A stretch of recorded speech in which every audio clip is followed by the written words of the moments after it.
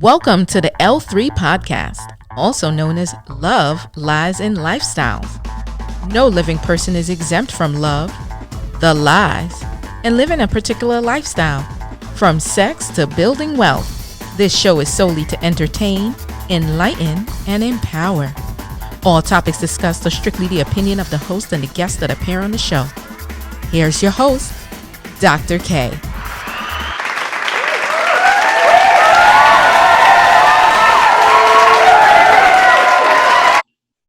Welcome everyone to another week of L3 with me. I'm so excited to bring you another great episode. As we are coming together as a community and wanting to pool our resources and support Black businesses, there are other pieces to the planning and of building our wealth or rebuilding our wealth that we can't forget about. I have a very special guest with me on today's show, a very good dear friend of mine, Alecia Daniel-Hall, who's an Esquire, and she's going to talk about estate planning. And so what we find in the Black community a lot of times is that we either don't have wills or insurance even, right? We don't have wills and we don't have insurance to bury our loved ones to help the family keep going when they pass. So I'm excited for Alecia to talk about this topic today. And let's jump right in, Alecia. Welcome. Okay. Welcome. Thank you so much for having me. Of course. There's no one else who I think is better equipped to talk about this topic. So tell us, why is estate planning important? So I think, first of all, you have to understand what estate planning is. Because a lot of people, they hear the words estate planning or they hear will, and they don't clearly know exactly what it all means. So estate planning is the orderly accumulating and growing and retaining of your assets during a person's lifetime. And it's for the tax efficient transfer of those assets either during their life or, more importantly, after they have passed away. Estate planning is great because, one, you have tax benefits if you're planning in advance, but also it provides for the equal distribution and a nice, concise plan of how you want your assets distributed and to whom upon your death.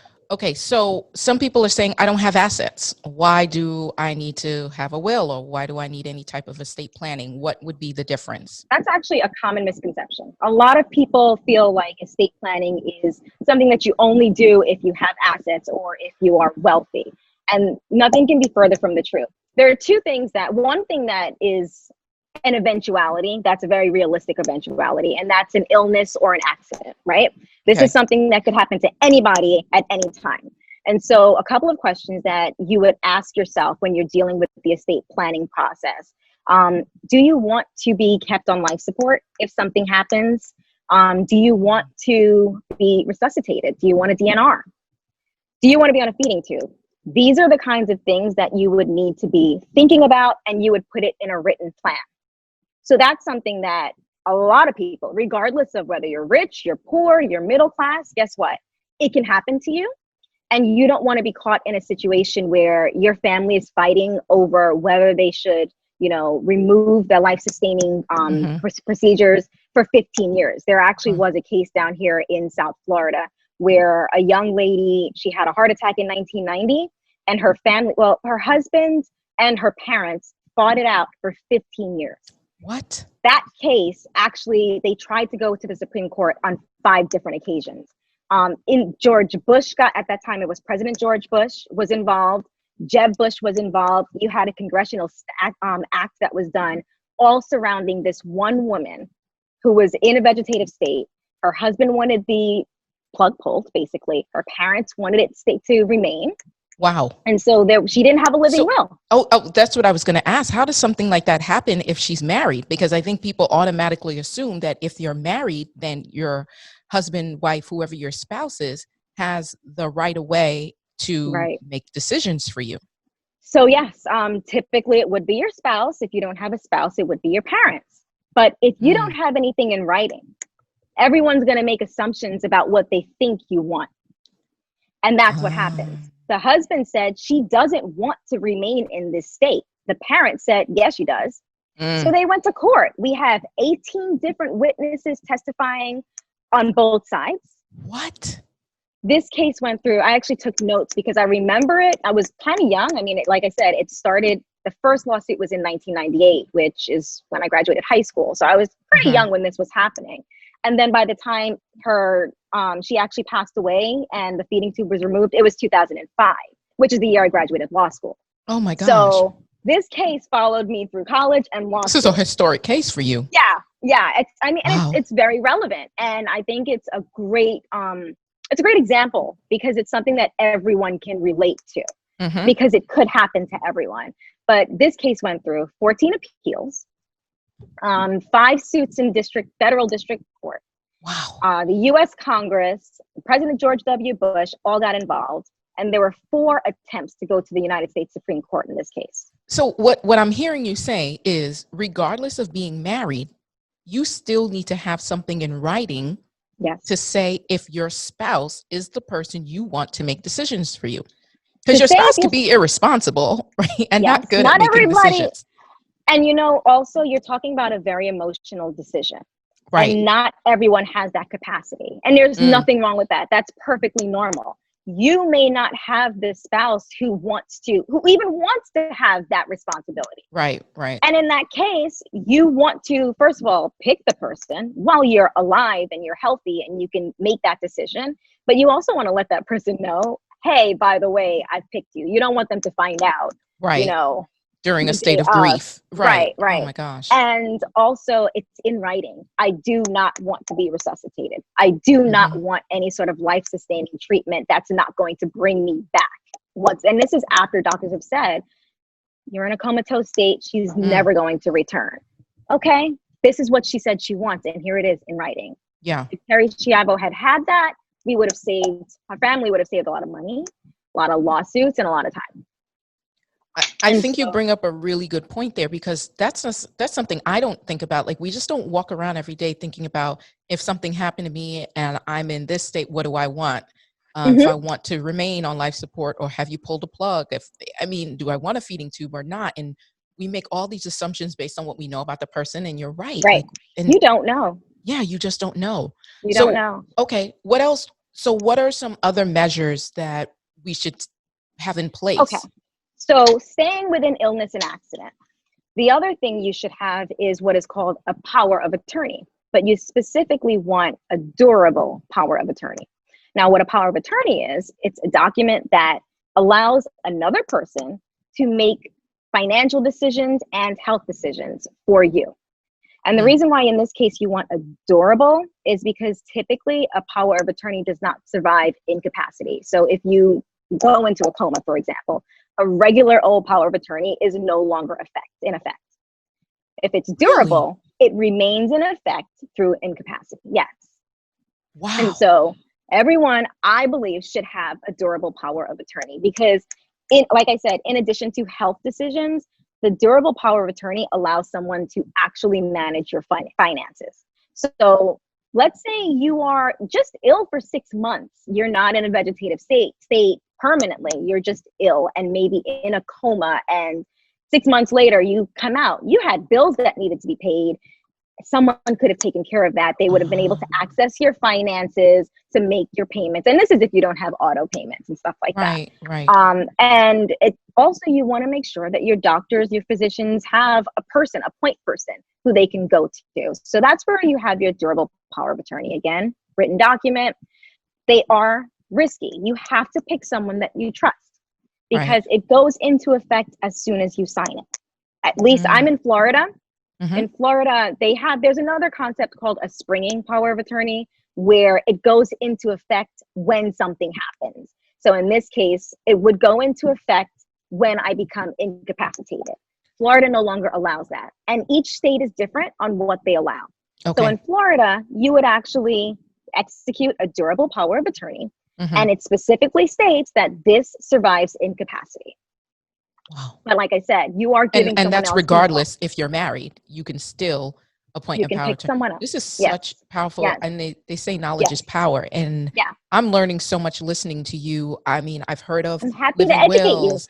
Yeah, of course. I'm always willing to learn. I know about power of attorneys, but I didn't know the difference of durable power of attorney. I mean, people just don't think about this stuff. And I don't think we sit Right. down enough to talk about it in our community.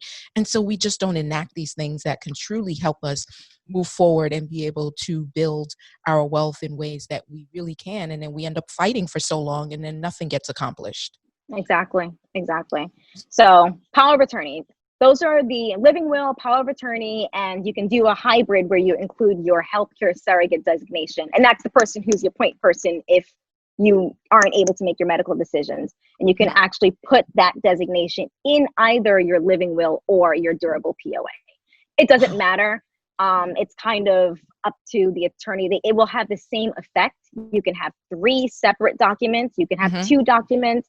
If you really wanted to be crazy, you can do 1 big document.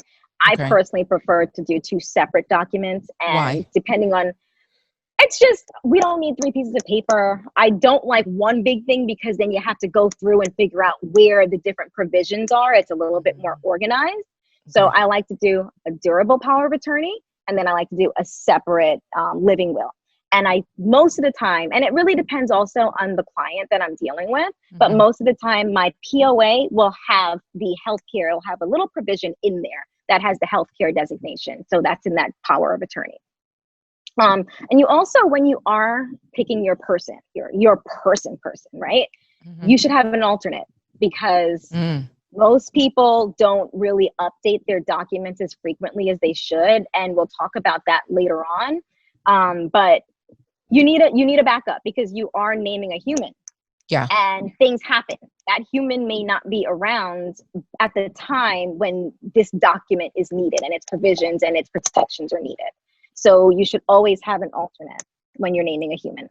So, anything. okay. So let's get deeper into this, right? I see this all the time online, and I know you see it also where people are like, oh, marriage is just a piece of paper. I don't need that piece of paper to say who I am to this person. So you have people that are shacking up and they're not getting married and have been together for 15, 20, 30 years.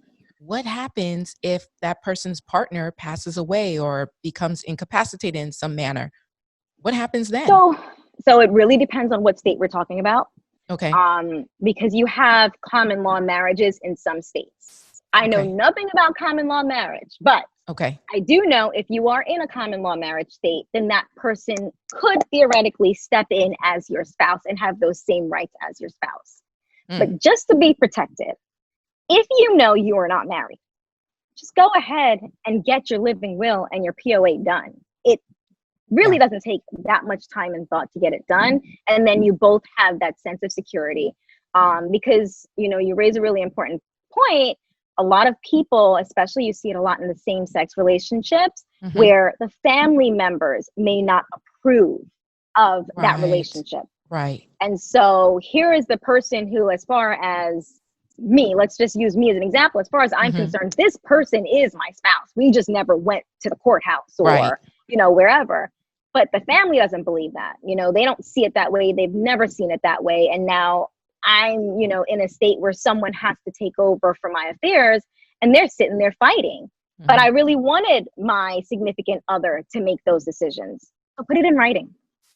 And then you don't have this fight. Or if the family really wants to take the fight to court, we have it in writing, Your Honor. Look, this is what she wants. So regardless if you're married or not, it should still be in writing. See, I was always under the assumption that once you're married, that the spouse automatically can make that decision for you.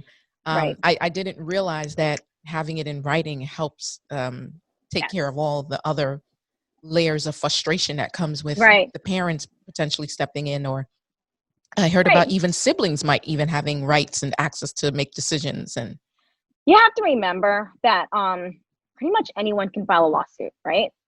For anything in this country. And so the real reason why you want to have it in writing is to end that lawsuit as quickly as possible and minimize your financial exposure. Really, that's really what you want to do. So yes, if you are married, your spouse typically is the person who just automatically gets to make these decisions. Right. But you have that what if. There's always the what if and who might. Let's summarize. We heard a lot today. For people to get their affairs in order, which is really important. So we heard about living wills. Yes. We heard about power of attorney. Yes. We also heard it doesn't matter if you're married or not married. whether you're shacking up or already married, you should still have these things in place. So a lot of people out there are playing house, and I see this all the time, even on these court shows, right? But the law is still the law. Like they play house all the time. And then when something happens, they go into the court, and the court always tell them, listen, we look at marriages. We don't look at boyfriend, girlfriend situations. And that was a huge learning for myself, and like, oh, the law respects marriage, not boyfriend and girlfriend. That's true. Your personal choice if that's how you want to live in your relationship, but there's consequences that come with any decision that you make. So let's help everyone here. What is the first step? People are probably now wondering, so how do I get these things in place? What do I need to do next? Well, you can contact me.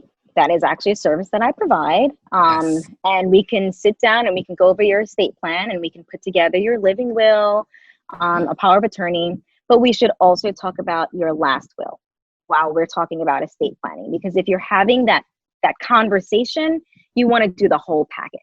So at a minimum, I think every person should have your living will, your power of attorney, and a last will and testament. And what a last will is, it's a legal document that's going to coordinate the distribution of your assets or guardianship of your children upon your death. And I think the most important part there is guardianship of minor children, because again, a lot of people will say, I don't need a will. I don't have anything. Yes, but you have kids. And I know you want them to be with your sister if, God forbid, something happened to you. But what if your mom wanted them? What if, your spouses, you guys both passed away together, let's say in an accident, for example. Right? And that has happened. It does happen. It does happen. So you have this catastrophic event, and you have family members that are now fighting over who should have this child and who should take over guardianship. In your will, you guys can both designate, this is the person that we have chosen to take our children and raise our children. And you, again, because we're naming a human. So you will also name an alternate, the second person of choice. And remember, that first person, they're not required to take the responsibility. So that's another reason why, first of all, you want to have that conversation with them. So they're, again, not shocked, but you also want to make sure they're okay with it. And even if you do pass away, and at that point, they were okay with it when you were talking about it, but now that it's happening, their finances or, their life is just different. They can't do it. So you have an alternate that you've already named, and that's who the child will go to. Again, go ahead.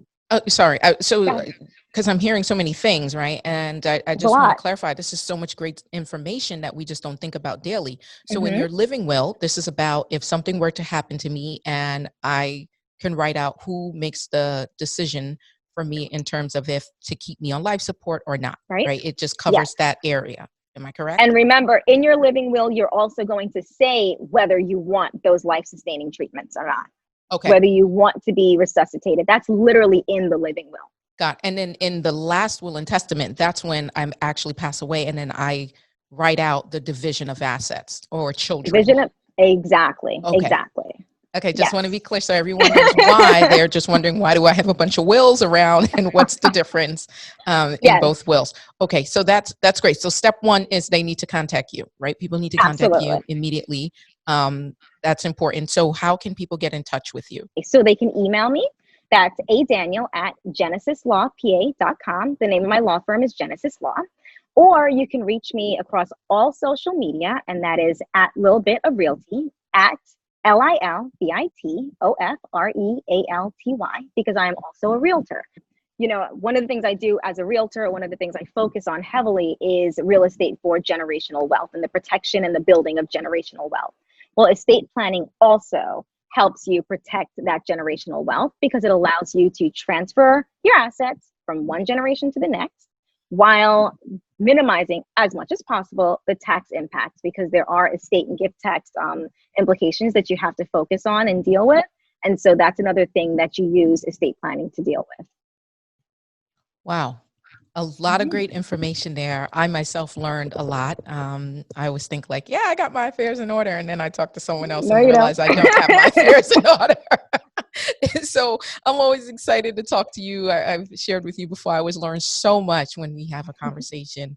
And so I appreciate this, and I will make sure that the viewers and listeners get that information.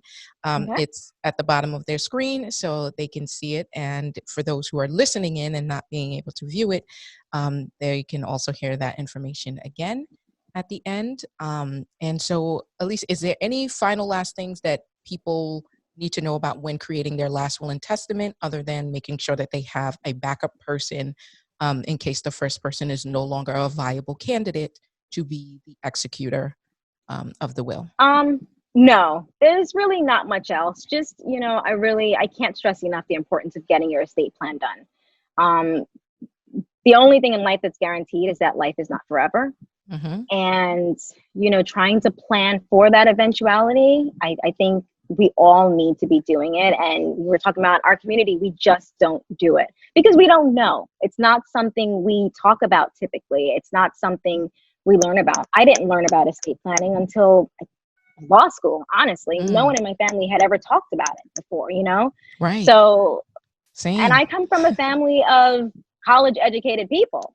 So they could have very well had their estate plan. I don't know. We just never talked about it. Right. So, it is not something we talk about. Whereas other cultures, they do talk about it. Yeah. I was going to say in the Black community period, like that's just not a typical conversation. And then when the person passes away, you find out that they either had a lot of debt, or maybe there was some money, or you find out that you weren't the favorite person in the family and somebody you least expect. That's always the shock, isn't it? Right. And so at a time of mourning or celebration of that person's life, there's a lot of bickering and fighting and lawsuits and people just being angry. And you're right. And I think like we don't need to have those surprises. We don't. Be clear up front on like, this is what's likely to be left, and this is who I'm leaving it to. This is who I want in charge.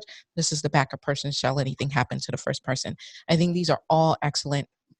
This is excellent information that you provided everyone. So I definitely make sure everyone, you go out, contact Alecia. You want to get your affairs in order. You're talking about really taking care of your family and making sure that they're well and they're at peace even when you pass, and that they're able to move forward and not have an extra burden on them. You definitely want to put all of these pieces in the works. And Alecia has handled mine as well. And so I'm really grateful for what she's done. And so make sure you get your life in order now. Don't wait. Absolutely. Alecia, I am so excited. Thank you so much for being a special guest on today's show. A lot of great information there, and I will be sure to make sure that everyone has your information and I send them your way. Go out, get your affairs in order, everyone. Stop playing around. Do not waste any more time. Like, no one is promised tomorrow. So especially if you have children, you want to make sure that they are set up well and that they don't have to go through any more frustration and heartache and pain of who's going to take them and who goes where. Right. Yeah. Thank you, Alecia. Thank you so much for having me. This is an amazing platform, and I wish you all the luck with this. Absolutely. Thank you so much. Much love to you. Awesome. Thank you. Bye. All right, y'all. So you heard it here from Alecia. First thing is to get your proxy in order. Make sure you have your living will in order. That's the second thing. And make sure you have your last will and testament, especially if you have children. You want to designate who your children will go to. And one of the most important things she also mentioned is who is the second person that you want to designate as the backup, in case anything happens to the first person that you appoint. In order to get this started, you want to contact Alecia. You can contact her at Daniel, Daniel, right? You can contact her at Daniel at genesislawpa.com. I'm going to say that again. You can find Alecia at Daniel at genesislawpa.com.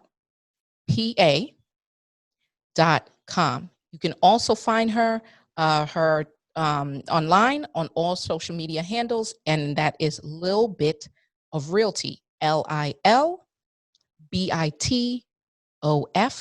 Realty, which is REALTY. She will definitely help you get on the right path. Do not sleep on this. Do not sit on this. Do not continue to put this off. Why? Because nobody is promised tomorrow. So I thank you again for joining me today on L3's episode. I hope you found it just as informing as I did. Go out and get your affairs in order, y'all.